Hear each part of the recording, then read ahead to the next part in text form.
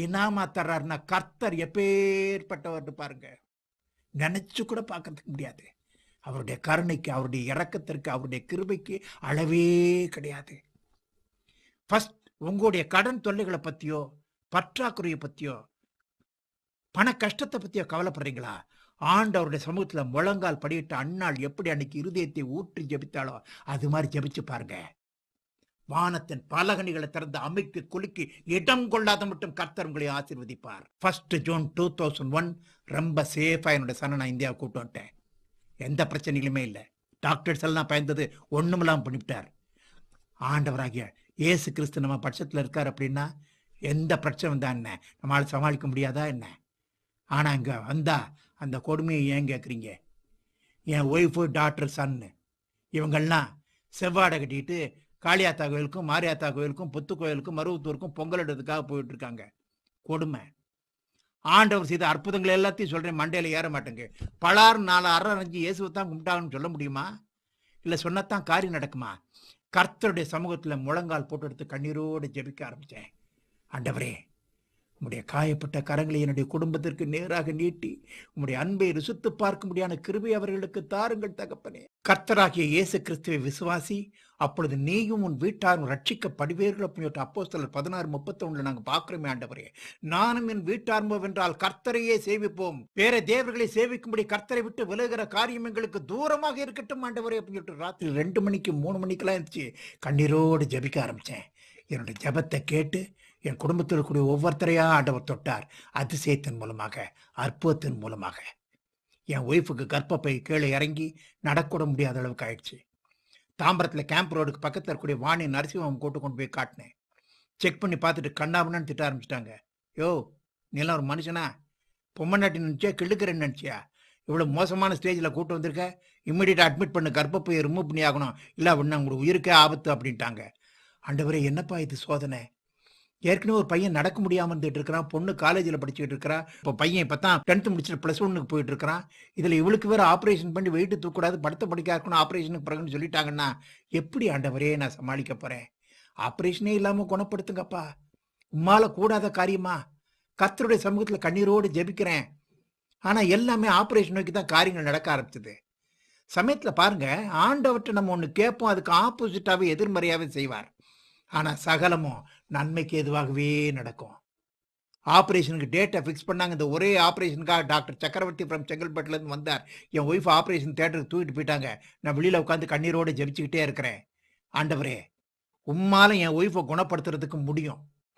ஆனால் நீர் குணப்படுத்தினாலும் சரி, குணப்படுத்தாட்டாலும் சரி, அடித்தாலும் சரி, அணைச்சாலும் சரி, பெற்ற தகப்பன் நீர். உமக்கு தெரியாத பிள்ளைக்கு என்ன கொடுக்கணும் அப்படின்னு சொல்லிட்டு முழு விசுவாசத்தோட ஆண்டவருடைய பாதத்தில் நின்று ஒய்ஃபை ஒப்பு கொடுத்துட்டு நான் நிம்மதியாக உட்காந்துக்கிட்டு இருக்கிறேன். கொஞ்சம் நேரம் கழிச்சு ஆப்ரேஷன் தியேட்டரை விட்டு டாக்டர் வெளியில் வந்தார். ஓடி போய் கேட்டேன், டாக்டர் ஆப்ரேஷன் சக்ஸஸ்ஃபுல்லா? ஆப்ரேஷன் பண்ணா தான்ப்பா சக்ஸஸ்ஃபுல், உங்கள் ஒய்ஃபுக்கு பண்ணாமலே சக்ஸஸ்ஃபுல் அப்படின்னார். என்னாச்சு டாக்டர் அப்படின்னேன்.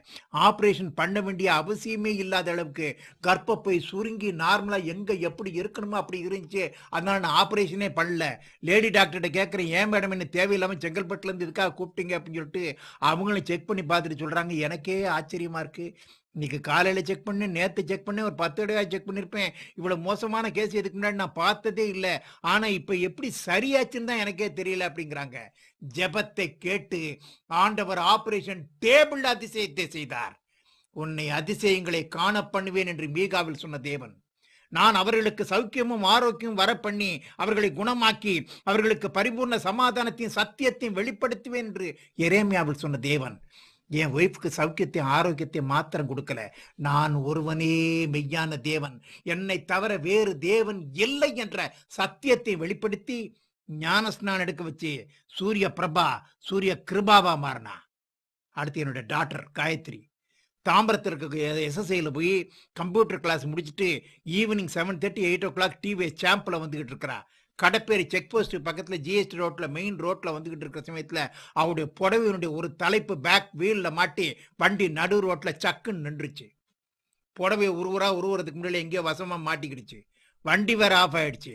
கீழே இறங்கி வண்டியை தள்ளலாம் ஒரு ஓரத்துக்கு அப்படின்னு சொல்லிட்டு பார்த்தா கீழே இறங்க முடியல, அவ்வளவு டைட்டாக இழுத்து பிடிச்சிக்கிட்டு இருக்கு.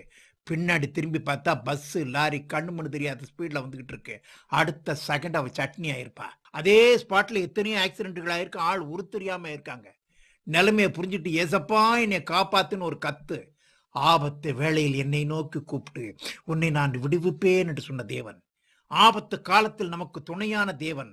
"உன்னை எல்லா தீங்கிற்கும் விலக்கி காப்பேன். உன்னை காக்கும்படிக்கு நான் உன்னுடனேயே இருக்கிறேன். உண்மையாய் தம்மை நோக்கி கூப்பிடுகிற யாவருக்கும் நான் சமீபமாக இருக்கிறேன்" என்று சொன்ன தேவன். தேவர்களை கொண்டல்ல, தேவ தூதர்களை கொண்டல்ல, ஒரு ஊழியக்காரரை கொண்டு என் டாக்டரை காப்பாத்தினார். இடிமுழக்கம் ஏசையா அப்படிங்கிற தாம்பரத்தில் ஒரு மிகப்பெரிய ஊழியக்காரர் இருக்கிறார். அவர் அப்பதான் குரோம்பேட்டில் ஏதோ ஒரு சபையில் போய் செய்தி கொடுக்கணும் அப்படிங்கிறதுக்காக 2 வீலர்ல என் டாக்டரை கிராஸ் பண்றாரு. "ஏசப்பா என்னை காப்பாத்துன்னு" என் டாக்டரை கத்த, அது அவர் காதுல விழ, ஐயோ நம்ம ஆண்டவரை கூப்பிட்டு இருக்கா, அப்ப நம்ம உள்ள போல இருக்குன்னு அடுத்த செகண்ட் இவர் வண்டியை விட்டுட்டு என் டாக்டரை காப்பாத்திட்டார். அல்லேலூயா. கண்ணை மூடி கண்ணு திறக்கிறதுக்குள்ள ஆண்டவர் அங்க ஆளை கொண்டாந்து நிப்பாட்டினார். அங்க இருந்த அத்தனை பேருக்குமே ஆச்சரியமான ஆச்சரியம். ஒரு மிகப்பெரிய ஆக்சிடென்ட்ல என் டாக்டரை காப்பாத்தினார். அதுக்கப்புறம் என் டாக்டர் இயேசுவை ஏற்றுக்கொண்டு ஞானஸ்நானம் எடுத்து காயத்ரி கெத்சியாளாக மாறினாள். அடுத்து என்னுடைய சன் சக்தி. நான் அமெரிக்காவிலேருந்து வந்த ஒரே வாரத்தில் அவன் 10th முடிச்சுட்டு +1க்கு போகிறான். என்னுடைய எல்லா குழந்தைகளுமே 10th வரைக்கும் கேவியில் சென்ட்ரல் ஸ்கூலில் படிப்பாங்க. +1 +2 ஸ்டேட் போர்டுக்கு மாற்றுவேன். தாம்பரத்தில் இருக்கக்கூடிய சியோன் ஸ்கூலில் சேரணும்னா, சரி வா போகலாம் அப்படின்னு சொல்லிட்டு 2 வீலர் எடுத்துகிட்டு ரோட்டுக்கு வந்த அப்புறம் தான் சொல்கிறான், "அப்பா அங்கே 80% கிளஞ்சுன்னா அப்ளிகேஷனே தரமாட்டாங்க. என் சன்னு வாங்கியிருக்கிறது 58.9%. ஏல இந்த மார்க்கை வச்சுட்டு நான் யார்ட்டடா போய் கேட்கறது" அப்படின்னேன். "உங்களுக்கு தான் ஏசப்பா இருக்கார்ல, அவர்கிட்டயே கேளுங்க" அப்படின்னா. "எடா நக்கலா, கர்த்தர் எனக்காக யாவையும் செய்து முடிப்பார். அவரால் செய்யக்கூடாத அதிசயமான காரியம் ஒன்றுமில்லை. தேவனாலே எல்லாம் கூடும். உன் வழிகளை கர்த்தருக்கு ஒப்புவித்து அவர் மேல் நம்பிக்கையாயிரு. அவரே உன் காரியத்தை வாய்க்க பண்ணுவார். உன் நம்பிக்கை வீண் போகாது." பின்னாடி உட்காந்து சொல்றான்னு ஸ்லோகம் சொல்ற மாதிரி சொல்லிட்டே இருக்கிறான். நேரம் அந்த ஸ்கூலுக்கு போய் ஒரு டீச்சர்ட்ட அப்ளிகேஷன் கேட்டேன். மார்க்கை கேட்டாங்களோ இல்லையோ, வள்ளுன்னு விழுந்தாங்க. 78% வாங்கினவங்கன்னா தேமைன்னு ஓரத்தில் நின்றுட்டு இருக்கிறாங்க. 58% வாங்கிட்டு அதிகாரத்தோட அப்ளிகேஷன் கேட்குறீங்களா, உங்கள் பையனை தூக்கிட்டு ஏதாவது கவர்மெண்ட் ஸ்கூலில் போடுங்க அப்படின்ட்டாங்க. பிரின்சிபலை பார்க்கலாமான்னு. யாரை பார்த்தாலும் சரி இந்த பதில் தான் வரப்போகிறது, அவர் வாயினால தான் கேட்கணும் அப்படின்னு அந்த கியூவில் நில்லுங்க அப்படின்ட்டு ஒரு பெரிய கியூவை காட்டிட்டாங்க. 1/2 மணி நேரம் வெயிலில் நின்று ஜெபிச்சுட்டு நேரம் பிரின்சிபால் ரூம்குள்ளே போனேன். "Good morning, I am ex air force warrant officer Thayappan" அப்படின்னேன். அவருக்கு முன்னாடி ஒருத்தர் உட்கார்ந்தார். அவர் யாருன்னே எனக்கு தெரியாது. இதுக்கு முன்னாடியும் பார்த்ததில்ல, பின்னாடியும் பார்த்ததில்ல. டக்குன்னு திரும்பினார். "சார், நீங்கள் டெல்லியில் இருந்த தாயப்பனா? டெல்லி தமிழ் சங்கத்தில் நாடகமெல்லாம் போடுவீங்களே, அங்கே இருக்கக்கூடிய முருகன் கோயிலில் பாட்டெல்லாம் பாடுவீங்களே, டெல்லி கணேஷ் சினிமா நடிகர், அவருடைய குரு நீங்கள் தானே? Raj TV, sun TV, K TV, Vijay டிவியில், நியூஸ் பேப்பரில் எல்லாம் உங்களை பற்றி நிறைய எழுதியிருக்காரு. ஏர்ஃபோர்ஸில் இருந்த தாயப்பன் தான் என்னுடைய குரு. இன்னைக்கு இவ்வளோ பெரிய சினிமா நடிகனாக இருக்கிறேன் அப்படின்னா அதுக்கு காரணமே அவர் தான். அடித்து நடிப்பு சொல்லி கொடுப்பாருன்னு. அதே தாயப்பனா அப்படின்னார். "ஆமா" அப்படின்னேன். அவ்வளவுதான். என்னை பற்றி எக்கச்சக்கமாக புகழ ஆரம்பிச்சிட்டார். என்னை பற்றி நான் சொல்கிறதுக்கு பதிலாக என்னை பற்றி சொல்கிறதுக்கு ஆண்டவர் அங்கே ஒரு ஆளை உட்காத்தி வச்சுட்டார். எல்லாத்தையும் கேட்டு முடிச்சுட்டு பிரின்சிபல் கேட்டார், "உங்களுக்கு என்னையா வேணும்" அப்படின்னார். என் பையனுக்கு அட்மிஷன் வேணும்னே. மார்க்கை கேட்டாரலையோ மூஞ்சி முட்டா போச்சு. 78%க்கே நான் கொடுக்குறதுல நீங்கள் 58% கேட்குறீங்களே அப்படின்னார். என் பையன் 58% வாங்கினதே ஜாஸ்தி அப்படின்னேன். "என்ன சொல்கிறீங்க" அப்படின்னார். இருக்கக்கூடிய குடும்ப நிலைமையை சொன்னேன். இந்த நிலைமையில் அவன் 58% வாங்கினதே ஜாஸ்தியா. இப்போ கிறிஸ்துவுக்குள்ள வந்திருக்கிறோம். நான் மாத்திரம் இல்லை, என் பையன் கூடயும் இருக்கான். 58% 78% இல்லை, 90% என் பையன் வாங்கி எடுத்து பாஸ் பண்ணுவான். எழுதி ஸ்டாம்ப் போட்டு கையெழுத்து வேணாம், நான் போட்டு தர்றேன். இயேசுவின் பரவாயில்ல கேட்குறேன், கிவ் அட்மிஷன் அப்படின்னு. நான் கேட்ட தோரணையை பார்த்தாரே, ஒரு சீட் எடுத்து அட்மிட்டிங்னு எழுதி கையில் கொடுத்துட்டார். வெளியில வந்தாச்சு அப்படின்னா என்னோட சன்னோட 2 ஃப்ரெண்ட்ஸ் நிற்கிறாங்க. 74% 76% வாங்கிட்டு அட்மிஷன் கிடைக்காம. அப்பதான் என் சன்னு சொல்றான், "அப்பா உங்க இயேசு உண்மையில ரொம்ப பவர்ஃபுல்ப்பா" அப்படின்னா.